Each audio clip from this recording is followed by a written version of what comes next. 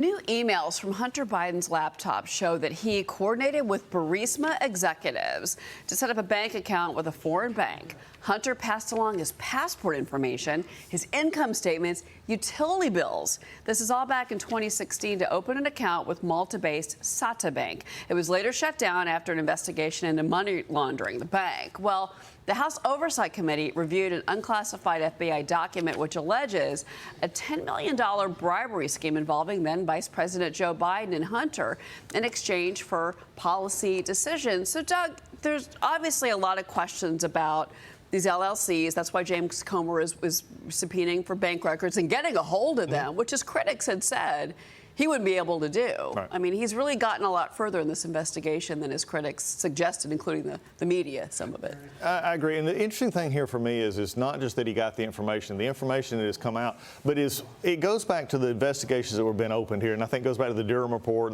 which was in my opinion, fell way short of the mark of what it was looking at.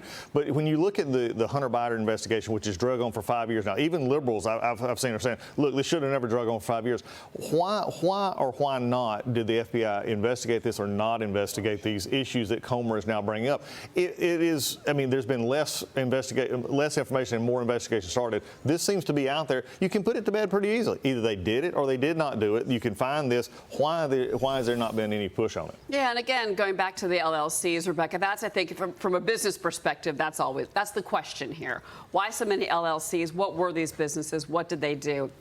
That's fair game, I believe. 100%. I think any politician or, family of politicians usually are not roped into these kinds of investigations. But when you have some information that's coming forward that ties that politician to that family member to that activity, we have to see what's happening. I don't care if it's a Democrat or Republican. It doesn't matter. We can't have corruption in government. I know we do, but we have to get it out. And so we have to go forward on this, and we've got to figure out what happened. Yeah, I mean, we have to say, I don't know, Doug, even the approval ratings of Congress have always been a little low, but anyway.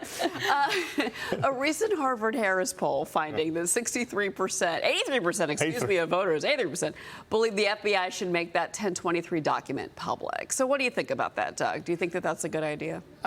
Here's the question I have. They said it's unclassified. They have sensitive materials. Okay, we deal with this all the time.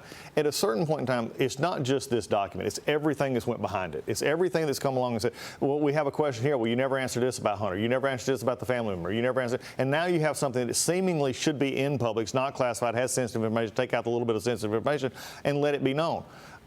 This is just seeming just a building on a cover-up, and I think that's what it's now doesn't matter what you have. It's either, it's perception is reality. My grandmother taught me that for years. My mother reinforced it. Perception is reality, and perception right now is DOJ is covering for the Department for the Biden family, and they won't put it forward, but yet they're very quickly to issue subpoenas and everything else on other cases, especially with conservatives. The weaponization of the DOJ. I think the American public is fed up with not having their government. You can say everything is a matter of national security. You can say everything is sensitive. You can say everything is classified. Guess what? We hire you, and we get to see what you're doing. So stop with all of that and get the documents publicly out there. Yep. Well, the story will continue for sure. We'll see what James Comer does later this week.